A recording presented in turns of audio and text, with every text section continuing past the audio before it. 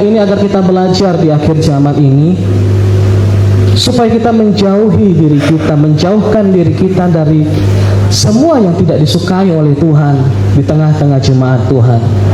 Secara khusus Tuhan menegur jemaat demi jemaat. Artinya jemaat Tuhan selalu ada dalam perhatian Tuhan, selalu ada dalam pemantauan Tuhan. Jangan sampai apa yang kita lakukan sebagai umat Tuhan itu ternyata tidak disukai oleh Tuhan. Firman Tuhan ini perlu saya sampaikan kepada kita, dan juga firman Tuhan ini perlu selalu diingatkan kepada saya sendiri, supaya ketika Tuhan datang tidak ada yang tertinggal di antara kita. Amin. Ya, saya tidak ingin ada satu jemaat pun yang tertinggal ketika Tuhan Yesus datang. Ya, saya ingin nanti saya mengabsen semua di sorga nanti ya. Nah, mulai dari FA per FA itu. Ya, saya sangat menginginkan kita kembali berkumpul di sorga bersama-sama. Amin. Ya. Ada 7 jemaat, dan saya percaya 7 jemaat ini mewakili semua jemaat yang ada di bumi ini. Walaupun secara khusus Tuhan hanya menyampaikan pesan kepada 7 jemaat, tetapi pesan-pesan yang diberikan Tuhan kepada jemaat itu juga menjadi pembelajaran bagi kita jemaat Tuhan yang hidup pada masa kini. Amin.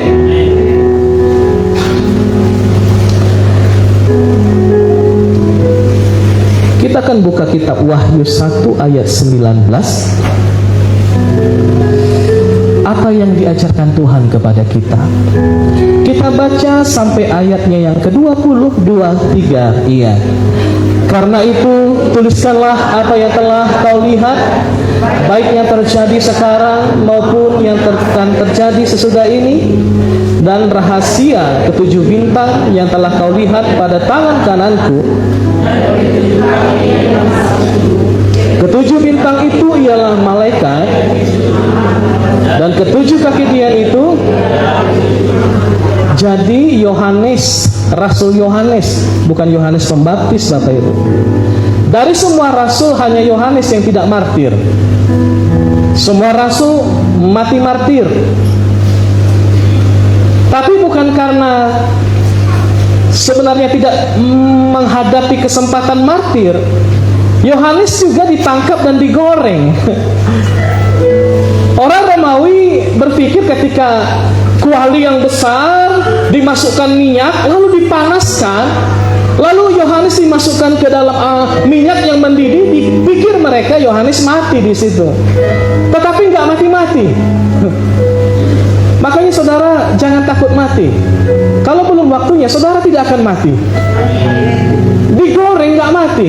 Siapa yang pernah digoreng di sini? Nggak ada. Kena percikan minyaknya, aduh.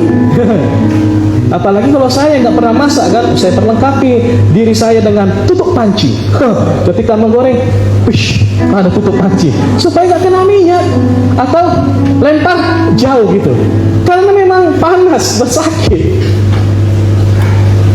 Bayangkan Yohanes nggak mati digoreng.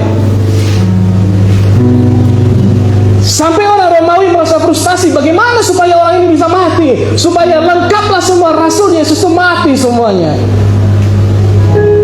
Tapi karena nggak kunjung mati, karena belum waktunya untuk mati, tugasnya belum selesai. Maka orang Romawi bersepakat, marilah kita membuang Yohanes ke sebuah pulau yang tidak ada penduduknya, yang tidak ada makanannya. Pulau itu bernama Pulau Patmos. Ketika mereka membawa Yohanes ke Pulau Patmos, mereka berharap Yohanes mati kelaparan di sana. Sekali lagi saya katakan, sekalipun dia kelaparan, kalau belum waktunya mati, dia tidak akan mati. Masih bisa nulis surat, Bapak Ibu. Dari mana surat ini bisa sampai? Siapa ada orang di sana yang membawa surat dari Yohanes?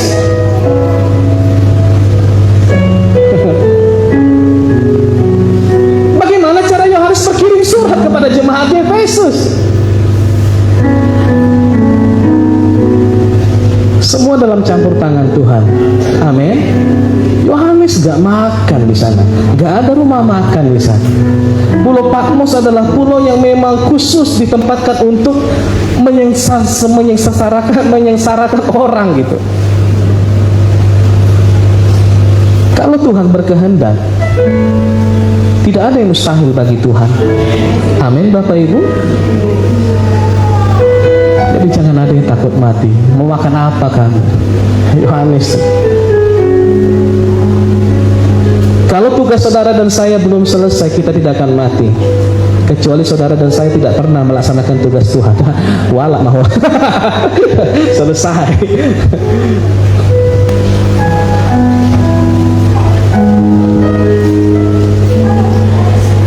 Di dalam Wahyu 2 ayat 1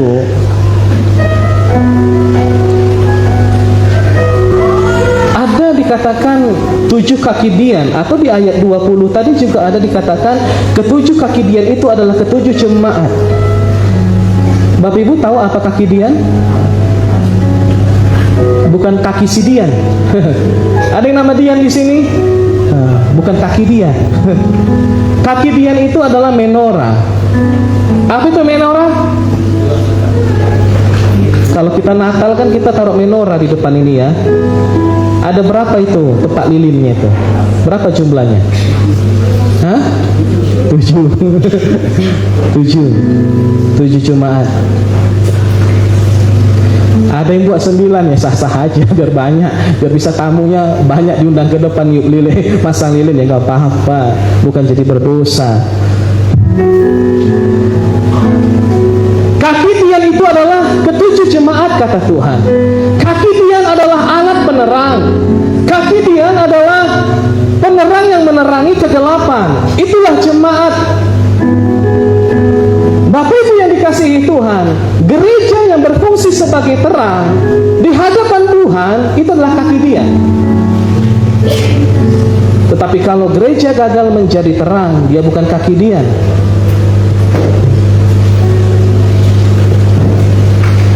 Ketika membaca ayat ini saya bertanya, kira-kira Tuhan di hadapanmu GBI Sumur Yakub ini sudah menjadi kaki dian enggak ya? Sudahkah gereja ini berfungsi sebagai garam dan terang dunia? Atau gereja ini sama gelapnya dengan dunia?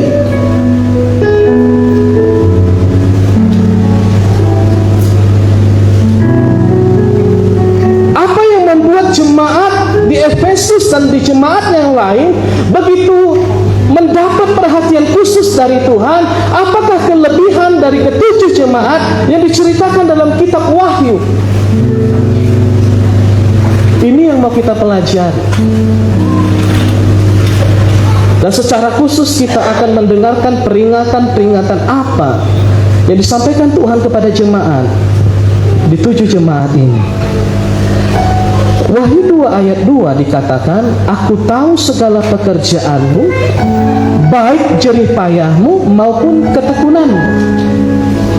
Tuhan tahu segala pekerjaanmu, segala jerih payahmu, aku tahu kata Tuhan. Saya coba buka terjemahan lain agar saya lebih mengerti. Saya temukan bahwa dalam terjemahan lain dikatakan, aku tahu apa yang kalian buat. Kalian bekerja keras dan kalian tabah sekali kata Tuhan. Dan ada satu terjemahan lain juga berkata, aku tahu cara hidup kalian masing-masing. Aku juga memperhatikan bahwa kalian tetap berjuang demi aku dan kalian bertahan dengan sabar. Aku tahu kata Tuhan. Aku tahu banyak istri yang bersabar kepada suaminya. Aku tahu kata Tuhan. Aku tahu banyak pelayan-pelayan yang berjuang untuk terus melayani. Aku tahu kata Tuhan. Aku tahu jerih payahmu, aku tahu ketekunanmu, aku memperhatikan kesabaranmu. Jemaat di Efesus adalah jemaat yang terus mempertahankan imannya meskipun banyak tantangan pada masa itu. Tentara Romawi mulai mengejar-ngejar orang yang percaya kepada Yesus. Mereka ditindas, mereka ditekan, mereka dikejar. Mereka dianiaya, mereka tidak dikasih tempat, mereka dikucilkan. Tapi mereka terus mempertahankan imannya dan Tuhan berkata, hai jemaat di Efesus, aku tahu kesabaranmu.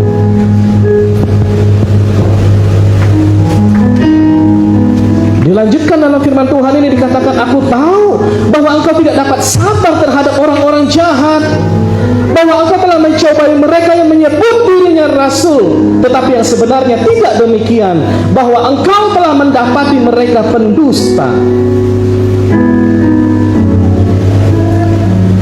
Saya juga melihat terjemahan lain yang berkata, aku tahu bahwa kalian tidak memberi hati kepada orang jahat. Aku senang bahwa kalian mengusir orang-orang yang terlibat ajaran sesat dari jemaat. Ini pesan Tuhan yang saya terima. Bila ada jemaat yang mengajarkan ajaran sesat di gereja ini, maaf, saya harus usir dia, karena firman yang mengatakan.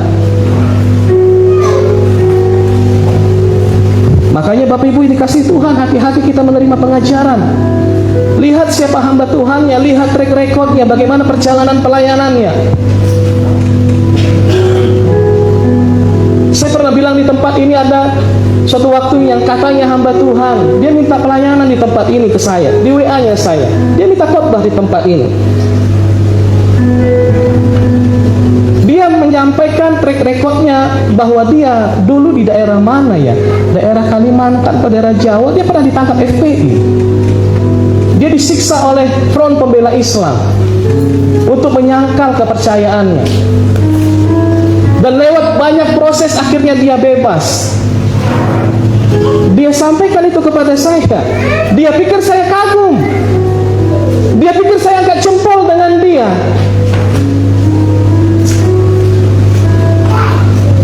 Karena saya pernah melihat dia membentak anak-anaknya, Bapak Ibu. Sehebat apapun pengalamannya, dengan mata saya pernah lihat dia bentak anaknya sampai anaknya ketakutan. Hamba Tuhan seperti itu kayak saya suruh naik ke atas ini. Apa dipikirnya hanya dia yang mengalami penderitaan ketika mengikut Tuhan?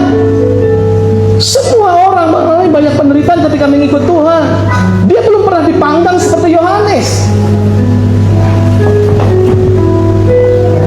Banyak pengajaran-pengajaran tidak benar. Jangan sampai Bapak Ibu, saya memang mendorong saudara untuk banyak mendengar khotbah dari hamba Tuhan, tapi hamba Tuhan yang jelas, hamba Tuhan yang sejalan dengan apa yang kita ajarkan di tempat ini.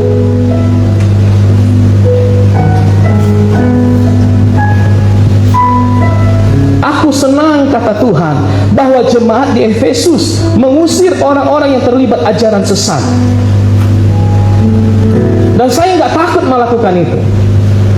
Lebih baik satu orang yang sakit hati dengan saya daripada semua jemaat terkarimi dan disesatkan. Amin. Biar saya dibenci, itu gak masalah buat saya. Di ayat 3, dan engkau tetap sabar dan menderita oleh karena namaku, dan engkau tidak mengenal lelah.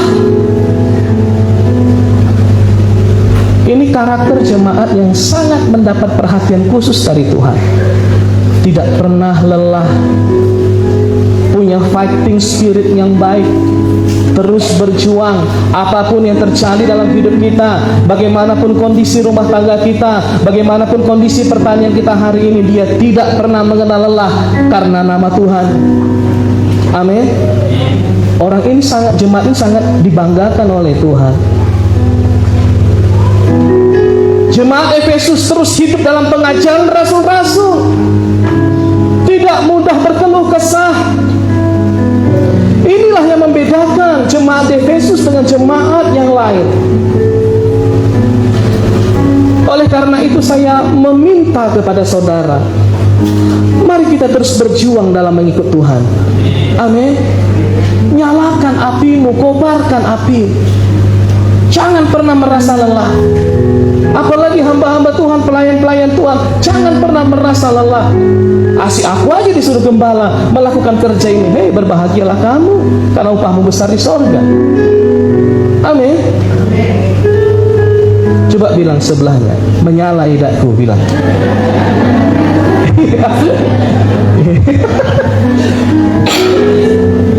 Jangan kalah sama orang dunia, menyala bangku katanya. Ya kebetulan kan sebelah Eda. Nggak mungkin Eda dipanggil abang ya. Menyala suamiku, bilang. Kalau suaminya ya, ini suami orang menyala suami pindah. Terus menyala, agar mata Tuhan selalu tertuju ke dalam hidup kita. Abraham terus berjuang meskipun sudah tua. Imannya tidak menjadi lemah karena dia sudah tua. Iman kita tidak mudah lemah karena usaha kita mungkin belum berhasil. Iman kita tidak menjadi lemah ketika melihat suami kita belum berubah. Iman kita tidak menjadi lemah melihat anak-anak kita kurang berhasil. Tidak menjadi lemah. Amin. Terus berjuang, terus berharap, terus menantikan janji Tuhan. Ini jemaat yang selalu diperhatikan Tuhan. Wih, nih jemaat Efesus.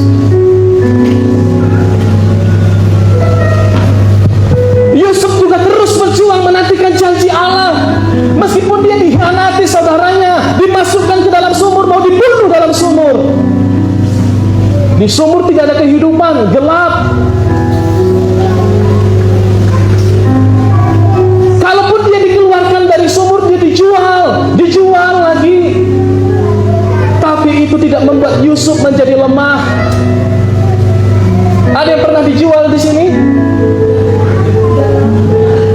Loh, ibu-ibu nggak dijual? Nggak dilihat sinamot. Masa nggak ada yang dijual? Sinamot kan bahasa asli, bahasa lembutnya itu ya.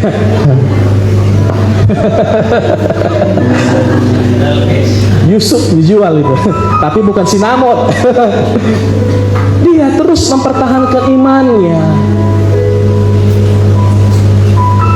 Ayub, aduh, mungkin saudara udah bosan dengar omongan saya tentang Ayub. Ayub ini luar biasa.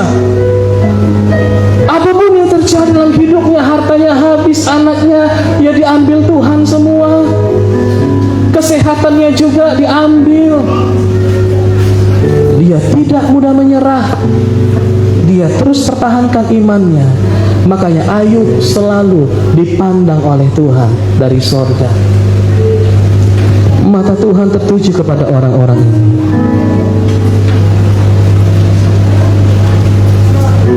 Saudara mau berjuang demi Tuhan? Coba lihat sebelahnya. Itu wajah-wajah berjuang atau wajah-wajah mandiri? Coba tanya, Ida udah lelah?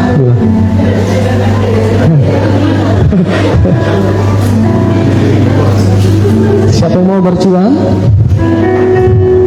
Dalam segala keadaan, ini doa kami Tuhan. Waktu berlimpah maupun kurang, tetap Yesus yang mempesona hatiku. Dia beri damai dan kesempatan dan setiap musim kehidupan.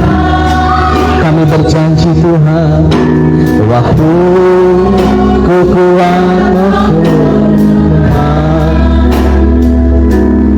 tetap Yesus yang mempesona hatiku.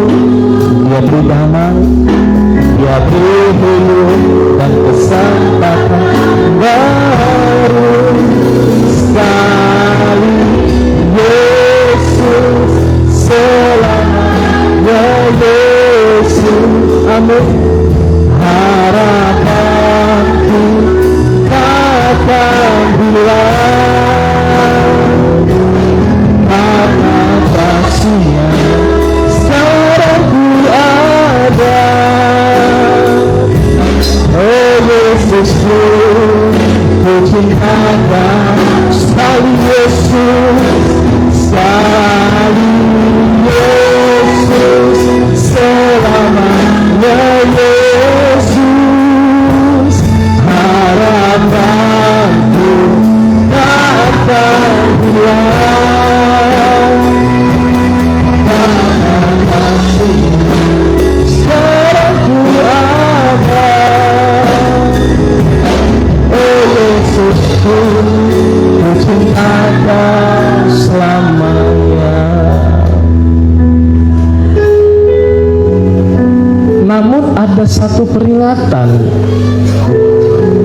sampaikan Tuhan kepada jemaat Efesus yang luar biasa ini, Bapak Ibu.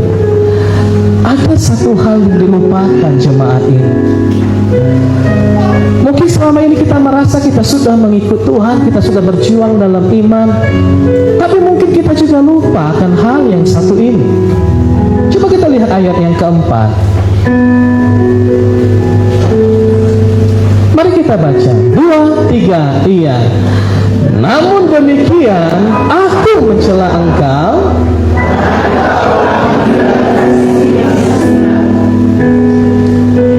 karena engkau meninggalkan kasihmu yang semula. Karena engkau tidak lagi melakukan apa yang dulu kau lakukan.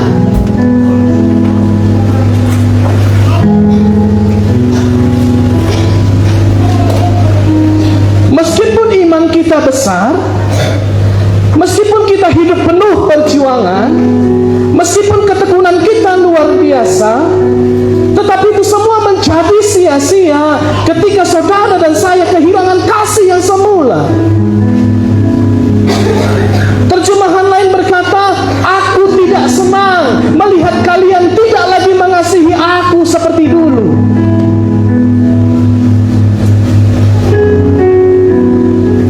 Kalian tidak lagi mengasihi aku dan mengasihi saudara-saudara seimanmu seperti waktu kalian baru percaya kepada aku. Ayo mari kita ingat kembali ketika kita baru kenal Tuhan, baru bertobat, baru percaya kepada Tuhan. Saya percaya cintamu gila-gilaan kepada Tuhan. Saya percaya kau cinta mati-matian kepada Tuhan, sehingga banyak hal yang kau korbankan demi mengikut Tuhan. Tapi ketika kita bandingkan keadaan kita hari ini, banyak yang telah kita tinggalkan, apa yang kita kerjakan waktu kita baru percaya kepada Tuhan. Dan hari ini Tuhan berkata kepada kita, kembali lakukan itu. Yang mau katakan amin. Aku mencela engkau, aku keberatan dengan engkau, kata Tuhan. Aku gak suka melihatmu hari ini. Saudara jangan sampai kehilangan kasih. Amin. Karena 1 Korintus 13 ayat 13 mengatakan bahwa manakah yang lebih utama antara iman, pengharapan dan kasih? Apa kata firman Tuhan? Adalah kasih.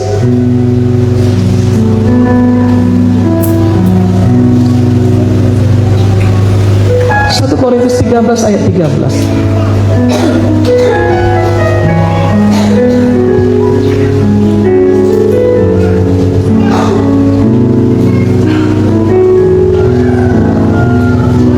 Mari kita baca 2, 3, iya.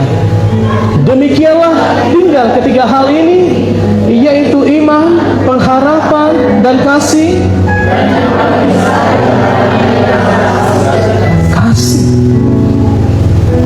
Dan benar saja Tuhan tegur jemaat Efesus karena kehilangan kasihnya.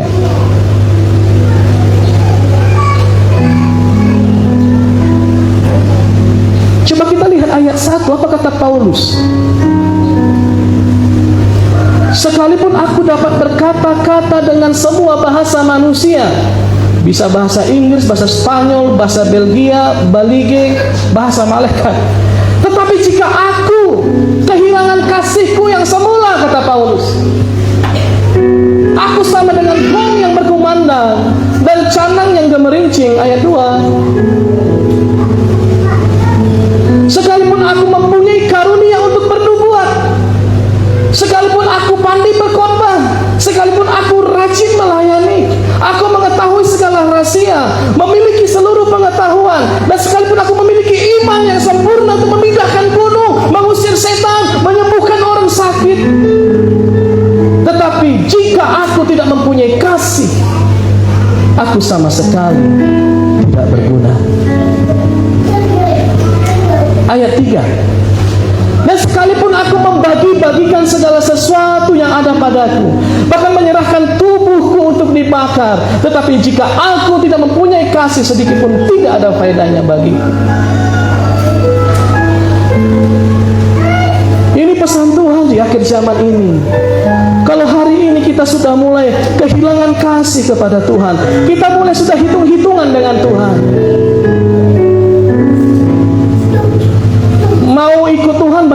cara kita. Mau melayani Tuhan, banyak kali permintaan kita. Kalau kita sudah mau hitung-hitungan dengan Tuhan, artinya kita sudah kehilangan kasih yang semula.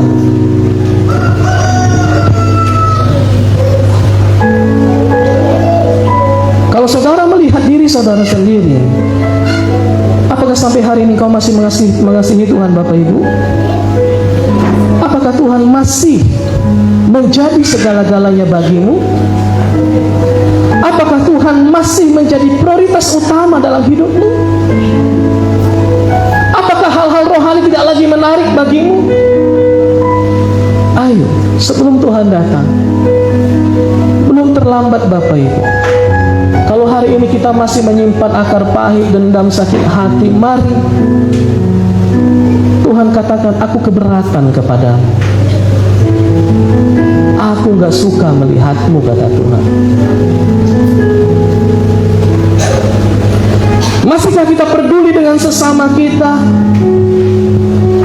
Atau kita pura-pura gak tahu dengan masalah orang? Aku aja punya masalah, ngapain aku repot-repot mikir masalah orang? Apakah kita sudah gak peduli dengan masalah orang lain karena kita sibuk memikirkan urusan sendiri? Coba kita kembali kepada kitab Wahyu tadi, kita buka ayat kelima. Orang yang tidak mengasihi.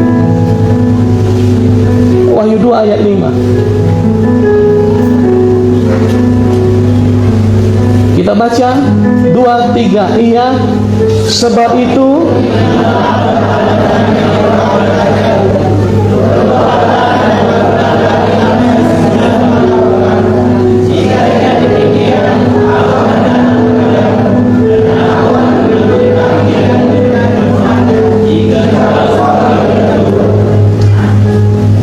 kita mungkin berpikir dosa terbesar itu adalah mencuri, membunuh. Kita mungkin berpikir itu, Pak, kami pasti selamat karena aku tidak mencuri. Kata orang Farisi itu kan, yang sedang berdoa dengan pemungut cukai. Orang Farisi berdoa, Tuhan, aku bukan seorang penjinah, aku tidak merugikan orang, aku bukan penipu. Dia bangga, dia pikir dia selamat, dia pikir doanya didengarkan Tuhan. Sedangkan orang pemungut cukai itu berkata, Tuhan, aku ini pendosa, Tuhan, ampuni aku, Tuhan. Dan Tuhan berkata kepada murid-muridnya, di antara kedua ini siapakah yang dibenarkan? Pemungut cukai. Orang yang tidak mengasihi, sesungguhnya dia sedang melakukan dosa yang besar, melebihi dosa jinah, dosa membunuh, kehilangan kasih. Dosanya lebih berat daripada semua itu.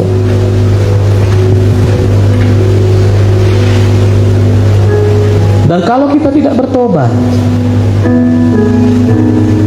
apa kata Tuhan sebagai akibatnya? Kita baca ayat selanjutnya.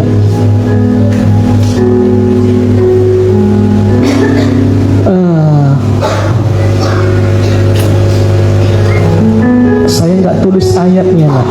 Coba cari, aku akan datang kepadamu dan aku akan mengambil kaki dianmu dari tempatnya. Ayat keberapa? Ayat 5.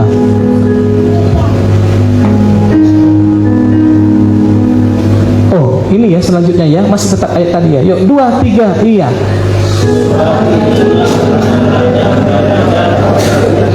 Bertobatlah dan lakukanlah lagi apa yang semula engkau lakukan. Jika tidak demikian, aku akan datang kepadamu dan aku akan mengambil. Jikalau, apa maksud Tuhan? Tuhan akan ambil kaki dia dari kehidupan kita.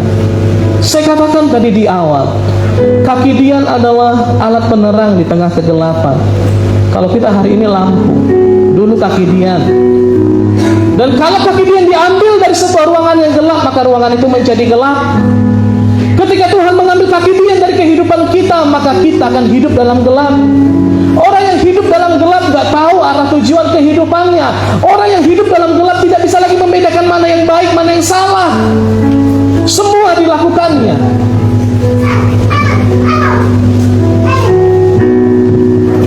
Kita akan hidup dalam gelap.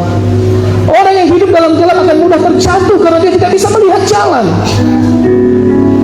Orang yang berjalan dalam kegelapan dia akan mudah tersesat karena dia tidak tahu arah tujuan. Dia tidak bisa melihat. Bapak Ibu yang dikasihi Tuhan, kalau kita sudah kehilangan kasih yang semula, jauh kita tertinggal dari apa yang kita lakukan setelah kita percaya kepada Tuhan. Hari ini mari kita bersama-sama bertobat di hadapan Tuhan. Kalau saudara tidak bertobat, bukan hanya engkau tinggal dalam kegelapan Bapak Ibu, engkau juga akan ditinggal kalau Tuhan datang. Sekali lagi, saya tidak mau ada yang tertinggal. Yang saya doakan kita semua terangkat ketika Tuhan datang menjemput kita. Dari ayat ini Tuhan sedang mengajarkan bahwa kasih adalah hal yang paling utama di antara iman dan pengharapan. Yang kedua, Tuhan tidak suka apabila saudara dan saya meninggalkan hal-hal yang baik yang dulu pernah kita lakukan. Amin Bapak Ibu. Dulu aku melayani Pak, bangga pula itu. Dulu aku keliling-keliling Pak menginjil. Nah kalau saya udah ada mendengar kata dulu, berarti sekarang enggak, betul enggak? Jadi saya tidak pernah bangga dengan kisah dulunya. Saya akan bangga dengan kisahnya hari ini. Dulu Pak aku bandel Pak, sekarang aku jadi pendeta. Nah itu. Amin Bapak Ibu. Masih ada waktu. Jangan sampai Tuhan mencela kita dan Tuhan berkata, aku keberatan dengan sikapmu.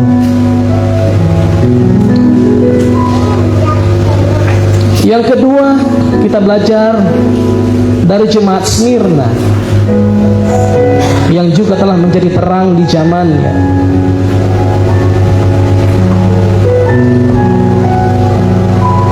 Saya ingin mengajarkan sesuatu yang penting dari ini. Jemaat Smyrna, Wahyu 2 ayat 10 nak.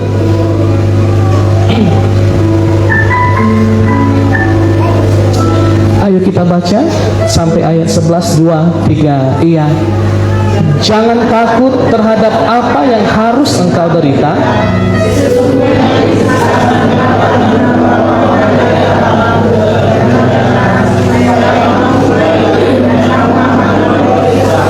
Selama 10 hari hendaklah engkau setia sampai mati, dan aku akan mengaruniakan kepadamu mahkota kehidupan. Iya, 10 aja dulu. Jangan takut terhadap apa yang harus engkau derita, hendaklah engkau setia sampai mati. Ini pesan Tuhan kepada jemaat di Smyrna, dan pesan ini juga sampai hari ini. Hari ini telah sampai ke gereja Tuhan di tempat ini. Firman Tuhan berkata, Tuhan berfirman kepada kita, hendaklah kita setia sampai mati Bapak Ibu. Jangan takut terhadap apa yang sedang engkau derita. Jangan takut terhadap apa yang harus engkau derita. Berarti ada penderitaan yang harus kita lewati. Amin. Jangan heran kalau kau menderita ikut Tuhan. Harus, kata Tuhan. Dan jangan takut kalau kau mengalami penderitaan itu. Aku bersamamu, kata Tuhan. Apa yang tidak bisa diselesaikan Tuhan di dunia ini? Masalah apa yang tidak bisa diselesaikan Tuhan? Kalau ada masalah yang tidak bisa diselesaikan Tuhan, berarti dia bukan Tuhan, dia manusia. Dari sini kita boleh tahu apa yang dicari Tuhan di tengah-tengah penderitaan kita hari ini. Apa yang ingin didapatkan Tuhan dari hidup kita di saat kita mengalami banyak pergumulan hari ini. Yang dicari Tuhan hanya satu, kesetiaanmu dan kesetiaanku Bapak Ibu. Adakah kesetiaan ketika engkau menghadapi penderitaan hari ini? Hanya itu yang dicari Tuhan. Kalau engkau kuizinkan menderita, aku ingin mencari kesetiaan di tengah-tengah penderitaanmu. Kutemukankah, kata Tuhan. Ini juga penting di akhir zaman ini. Kalau kita berubah setia, Bapak Ibu dikasih Tuhan, takutnya saudara tertinggal. Saya sering katakan kalau tertinggal itu resikonya sangat berat. berjuanglah sekuat tenaga hari ini. Lebih baik kita menderita hari ini daripada kita menderita dalam pemerintahan antikristus. Penderitaan yang sekarang ini tidak ada apa-apanya jika dibandingkan penderitaan dalam masa pemerintahan antikristus. Percaya kepada saya Bapak Ibu. Bukan 10 kali lipat lebih menderita, bukan 100 kali lipat, bukan 1000 kali lipat. Saya katakan berjuta-juta kali lipat penderitaan kita dibandingkan pada masa antikristus. Kenapa Bapak Ibu? Karena penderitaan di zaman antikristus, iblis sendirilah yang mengilhamkan penderitaan itu kepada antikristus. Langsung iblis yang berkuasa di dalam otak, di dalam pikiran antikristus itu untuk menyiksa kita habis-habisan, untuk membuat kita menderita, untuk menekan kita sedemikian rupa sehingga tidak akan ada orang yang bisa bertahan kecuali dia pergi melarikan diri ke gua-gua, kata firman Tuhan. Jangan sampai tertangkap, jangan sampai ada yang mengandung pada masa itu, kata kitab Wahyu. Jangan sampai ada ibu yang mengandung pada masa itu karena penderitaannya begitu berat. Mari kita berjuang dengan sekuat tenaga hari ini supaya kita tidak masuk dalam penderitaan itu. Amin Bapak Ibu. Saya percaya setiap orang yang ketangkap dia akan disiksa, dan saya percaya, saya bukan mendahului Tuhan, mereka pasti sangkal iman, mereka pasti sangkal Yesus. Sekarang aja kita hampir murtad kok. Betul apa enggak? Kalau tidak ada yang menguatkan kita, kalau kita tidak sering mendengar firman Tuhan, saya percaya murtad kita. Masa ikut Tuhan kondisiku seperti ini? Masa ikut Tuhan anakku seperti ini? Murtad kita pasti. Apalagi nanti Bapak Ibu. Makanya saya tidak ingin saya dan saudara tertinggal. Kalau kita menderita hari ini, biarlah Tuhan mendapatkan kesetiaan di dalam kehidupan kita. Amin Bapak Ibu. Ayo sampaikan ke sebelahnya, yuk kita harus setia Ida ya. Sama-sama setia kita ya Ida, bilang. Amin. Sekali Yesus tetap Yesus. Amin. Kita akan pujian. Sekali Yesus selamanya Yesus. Ajar kami setia Tuhan. Harapanku pada Dia, karena kasih sekarang ku ada. Oh Yesusku, ku cinta Kau selamanya. Mungkin karena penderitaanmu hari ini Bapak Ibu, karena kondisi ekonomimu yang sangat-sangat memang lagi turun secara drastis, mungkin saudara berkata, Tuhan, di tengah situasi seperti ini aku belum bisa memberikan apa-apa kepadamu. Aku tidak mempunyai sesuatu yang berharga yang bisa kupersembahkan kepadamu. Aku tahu gerejamu sedang dibangun hari ini, tapi lihat Tuhan, kondisi keuanganku, aku nggak bisa memberikan sesuatu yang berharga kepadamu. Saudara, salah perkataanmu itu. Malah di tengah-tengah penderitaanmu hari ini, Tuhan ingin melihat kesetiaanmu, dan itu persembahan yang lebih bernilai daripada emas perak. Berikan kesetiaan kepada Tuhan. Saya percaya mata Tuhan akan selalu tertuju ke dalam hidupmu. Amin. Setia ya kita ya. Walaupun bagaimana keadaan kita hari ini, setialah Bapak Ibu, supaya kita nggak ditegur.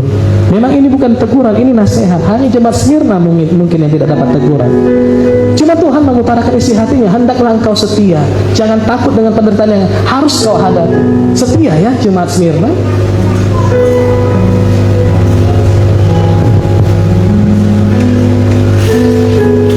Itu yang dikatakan Tuhan di ayat 9. Aku tahu kesusahanmu jemaat Smyrna, dan aku tahu kemiskinanmu. Ya, aku tahu kesusahanmu dan aku tahu kemiskinanmu, kata Tuhan. Aku tahu kau susah hari ini, aku tahu kau miskin, aku tahu kau tidak bisa memberikan apa-apa kepadaku, tapi kalau engkau setia, engkau kaya di hadapanku, kata Tuhan. Amin. Ini kekayaan yang sesungguhnya.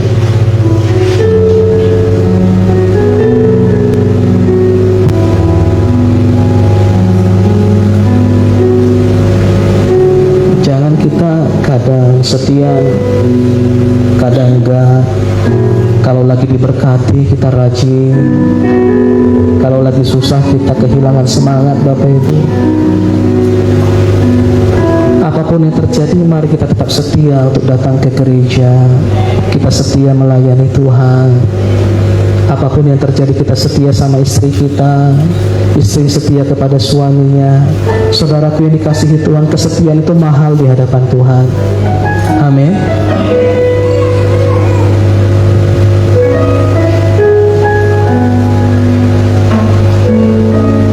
Pengerja meskipun gak ada uang tetap melayani Tuhan.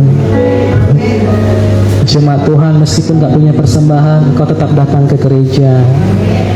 Ada yang malu kan, kalau gak punya persembahan gak datang nih ke gereja.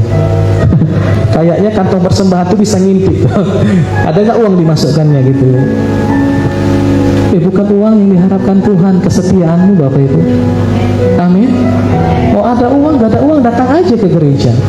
Dari mana Pak operasional gereja kalau kita gak memberi uang? Urusan Tuhan itu. Ini rumah Tuhan. Kan engkau memberi bukan karena pelit, karena belum ada. Amin, Bapak Ibu. Ya. Lain sama di gereja yang sana. Ya, saya semalam berbincang di pesta di Simamora Nabula dengan gembala pembina kita, Pak Simamora. Ada jemaat gereja lain minta diberkati di GBI Jalan Merdeka. Kenapa? Karena mereka nggak mau dilayani di gerejanya. Kenapa nggak mau dilayani? Karena menunggak kewajiban 2 tahun. Kok ada begitu ya, saya kan tuh. Itu gereja apa, bank itu ya. Ubah aja mereknya jadi CU gitu ya. 6 juta belum dibayar, 2 tahun 6 juta, itu bunga apa itu gitu. Jadi dia lari ke Jalan Merdeka. Ya, kita nggak boleh kayak gitu, amin. Kita harus tulus melayani, amin. Karena upah kita dari Tuhan, bukan dari manusia. Haleluya, haleluya. Sekali Yesus, selamanya Yesus, amin. Harapan tak akan hilang karena kasih-Nya sekarang pun ada.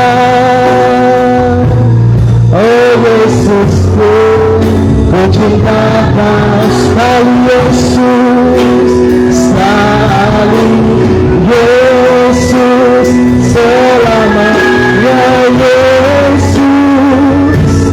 Harapanku tak akan hilang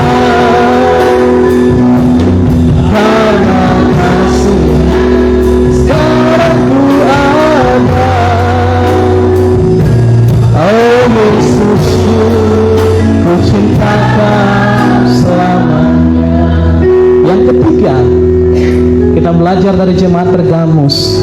Saudara, ketujuh jemaat ini semua ada di Asia Kecil. Ketujuh-tujuhnya. Asia Kecil itu di mana sekarang? Di Turki. Kalau di Medan ada juga istilah Turki. Apa itu? Tuntungan belok kiri. Rumah sakit jiwa, Bapak Ibu. Yes, kami waktu pendidikan kemarin, kau asli mana? Di Turki. Wah, jauh sekali. Tuntungan belok kiri rupanya. Dan ini sangat berhubungan erat dengan kondisi kita hari ini. Kita buka ayat 14 dan ayat 15. Mari kita baca 2 ayat ini. 2, 3, iya. Tetapi aku mempunyai keberkatan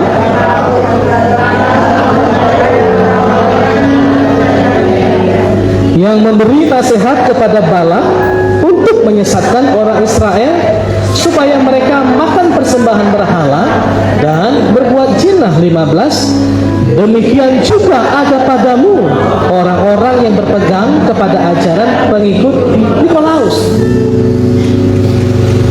Siapa Nikolaus? Apa yang diajarkan Nikolaus sehingga Tuhan menyebutkan namanya? Aku keberatan denganmu, kata Tuhan, karena engkau mengikuti pengajaran, bahkan berpegang. Bukan hanya mengikuti, berpegang, sungguh-sungguh mengikuti pengajaran Nikolaus. Ajaran Bileam sudah dikatakan tadi, ajaran yang membolehkan orang percaya untuk memakan persembahan berhala dan berbuat zina. Silakan, karena kita ini penuh kasih karunia, kan diampuni nanti. Nah itu ajaran Bileam. Ajaran Nikolaus adalah ajaran yang memperbolehkan adat, budaya, tradisi, paganisme, pagan. Apa itu pagan? Penyembahan berhala. Nikolaus mengajarkan kepada jemaat di Pergamus bahwa tidak apa-apa beribadah kepada Yesus, juga beribadah kepada patung-patung. Gak apa-apa.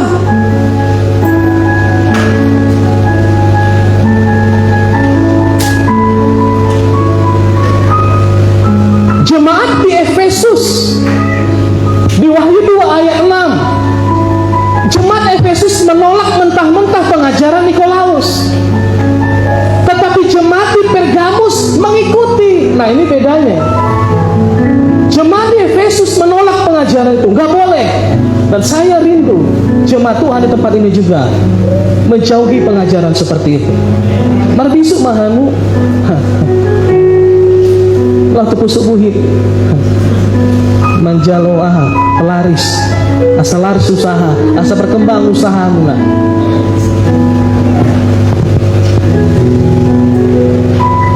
jemaat di Pergamus sangat bertoleransi dengan pengikut-pengikut penyembah berhala ini. Bahkan sampai hari ini pengajaran itu diwariskan ke banyak gereja. Banyak gereja jarang mengajarkan bahwa ini tidak boleh. Bahkan penatuannya pun pergi ke dukun. Supirnya siapa? Pendeta. Sakit sentuhannya. Pendetanya bawa ke pusat buih. Aduh mau gimana ini? Boleh marbisuk kamu. Marbisuk udah masuk api neraka, marbisuk madokon.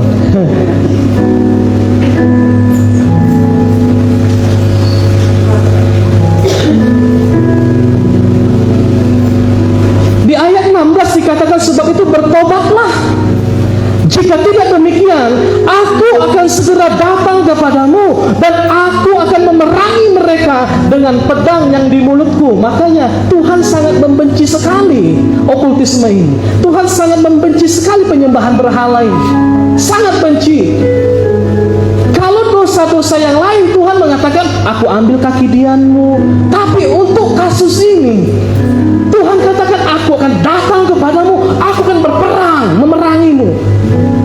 Bukan dengan bambu, bukan dengan kayu, bukan dengan rotan untuk melibas kita, no, dengan pedang. Apa maksudnya? Ini melambangkan kematian. Kalau kita sudah diperangi dengan pedang, itu melambangkan kematian. Aku akan datang kepadamu sampai kematian masuk ke dalam hidupmu. Jangan kita lakukan. Amin. Jangan lakukan penyembahan berhala, ke dukun, ke orang pintar katanya. Kalau dia memang mengaku sebagai orang pintar, bilang sama opung itu, kulihat lu rapotmu. Kulihat lu rapotmu, sepintar apa kau, bilang.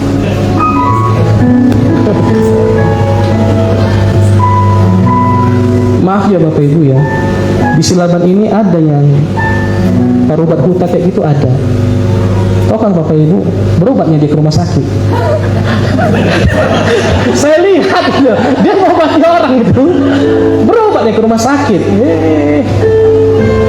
Banyak kali ceritanya. Itu kata orang Medan kan. Demam obatnya A, stroke obatnya A, sama semua. Penyakit stroke, penyakit apa, obatnya sama. Dibodoh-bodohin. Obatnya sama kok, harganya beda. Bro, kok ke rumah sakit saya lihat.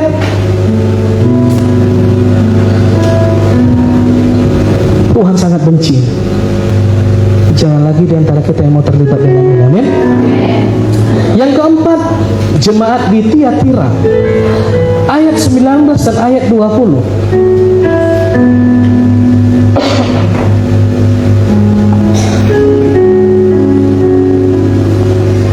Kita baca 19 dulu yuk. 2-3 iya.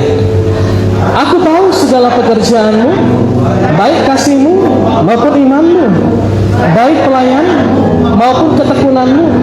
Aku tahu bahwa pekerjaanmu yang terakhir lebih banyak. Wah, ini lebih hebat dari jemaat Efesus ya.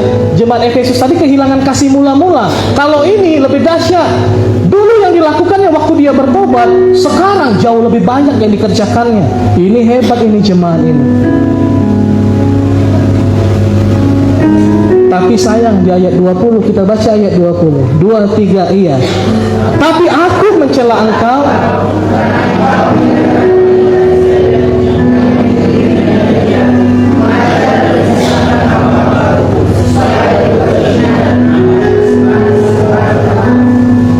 Bapak Ibu yang dikasihi Tuhan, kata berzina itu bukan hanya berzina secara fisik. Oke, memang banyak di bait suci Tuhan itu banyak orang berzina di situ karena roh Isabel masuk ke dalam rumah Tuhan itu. Hamba Tuhan berzina, jemaat berzina, semua berzina. Tapi ada satu pengertian berzina juga, bahwa kita menyembah patung dan dewa-dewa Baal, kita sedang berzina dengan Tuhan yang lain. Tuhan gak suka. Tuhan mencela orang-orang seperti ini. Yang kelima, jemaat di Sardis. Wahyu 3 ayat 2.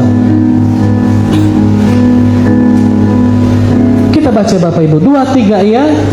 Bangunlah dan kuatkanlah apa yang masih tinggal, yang sudah hampir mati, sebab tidak satu pun.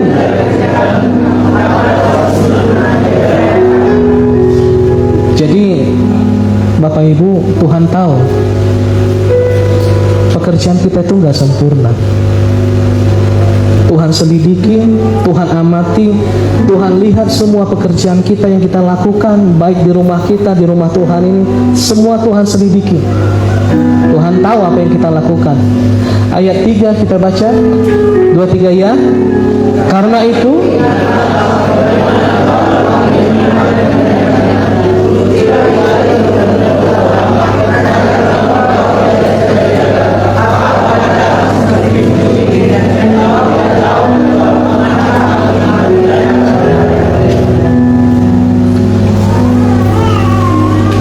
Tuhan inginkan, selama ikut Tuhan, marilah kita ikut Tuhan dengan sungguh-sungguh Bapak Ibu.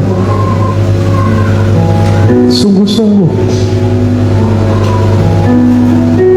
Kalau kita sungguh-sungguh mengikut Tuhan, sungguh-sungguh hidup dalam firman Tuhan, kita sedang berjaga-jaga. Jangan sampai lengah. Siapa tahu ketika kita lengah, Tuhan datang seperti pencuri. Tuhan datang tiba-tiba.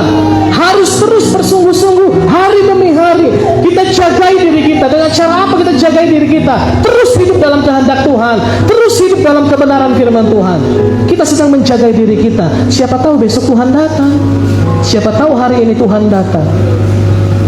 Ayat 4, ini permintaan Tuhan, ini perkataan Tuhan. 2-3 iya. Tetapi di Sardis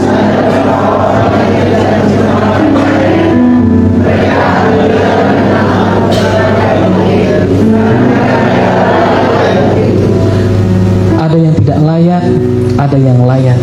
Siapa yang layak? Orang yang tidak mau mencemarkan dirinya dengan perbuatan-perbuatan di dunia ini.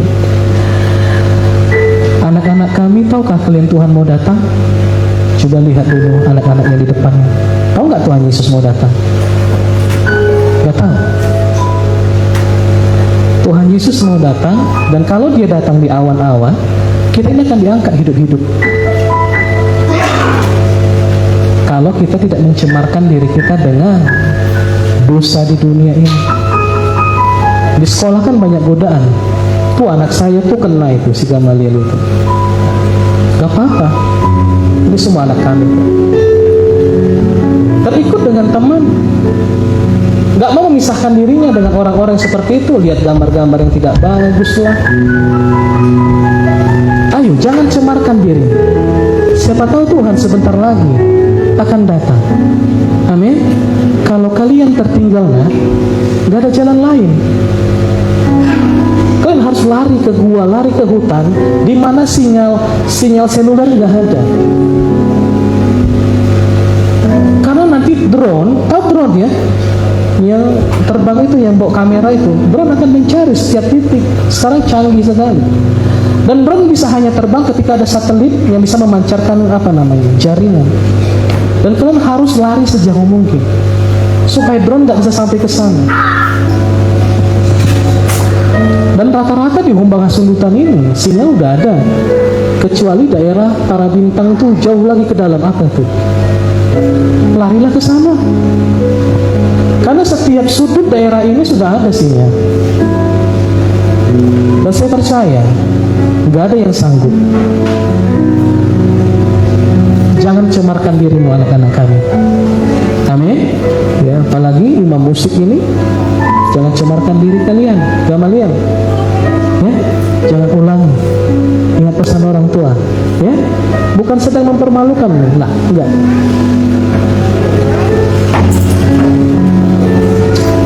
Karena semua di sini anak-anak kami, yang kami rindu kita sama-sama diangkat oleh Tuhan.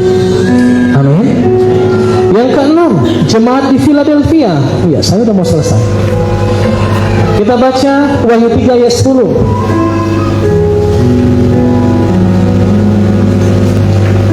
Kita baca Bapak Ibu 2-3 ya. Karena engkau menuruti firman-Ku untuk tekun menantikan Aku, maka Aku pun akan melindungi engkau dari hari pencobaan yang akan datang atas seluruh dunia untuk mencobai mereka. Ini saya katakan masa antikristus. Dengan cara apa Tuhan melindungi orang-orang jemaat di Philadelphia ini? Dengan cara mengangkat mereka. Dan di ayat 11 Tuhan memberikan nasihat 2-3, iya, Aku datang segera. Peganglah apa yang ada padamu. Amin. Kalau saudara bisa bertahan sampai hari ini, pegang itu kuat-kuat. Amin. Terus hidup dalam firman Tuhan. Sekalipun kita digoda untuk keluar dari firman Tuhan, terus berjuang. Terus hidup dalam firman Tuhan. Dan yang ketujuh terakhir, jemaat di Laodikia. Ayat 16, kita baca firman Tuhan ini. 2-3, iya. Jadi karena engkau suam-suam kuku dan tidak dingin, Aku akan memuntahkan engkau. Coba pegang kening di sebelahnya, panas atau dingin? Bukan ini ya maksudnya ya. Imannya gitu ya, semangatnya. Kadang gereja, kadang enggak. Kadang semangat, kadang malas. Ya Bapak Ibu ya. Lalu kita terus berharap kalau Tuhan datang, kita diangkat, dimuntahkan. Beruntung kita tahu hari ini, sehingga kita terus panas, terus menyala, terus berapi-api untuk mengikut Tuhan. Amin. Untuk apa ketika saudara tertinggal? Saya minta izin kepada Tuhan, Tuhan boleh nggak turun ke bumi sebentar aja? Ada jemaatku yang tertinggal. Kalau saya bilang itu lama, amang suam-suam kuku ya, gak ada gunanya lagi, gak bisa diikut lagi gitu loh. Ayat 18, 2-3, iya. Maka Aku dan engkau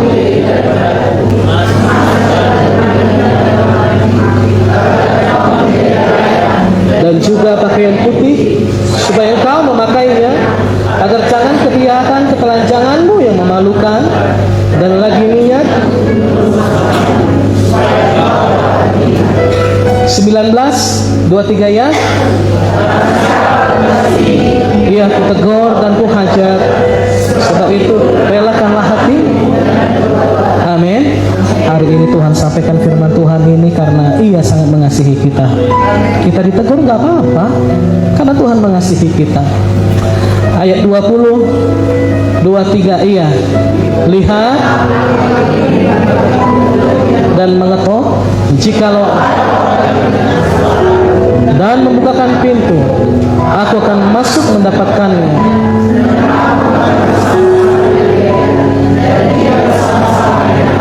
Amin, Bapak Ibu. Tuhan Yesus sudah mau datang. Saya tidak akan bosan menyampaikannya, karena betul sebentar lagi dia akan datang. Hamba Tuhan di seluruh dunia menyampaikan hal yang sama, bukan hanya di Silaban, seluruh dunia.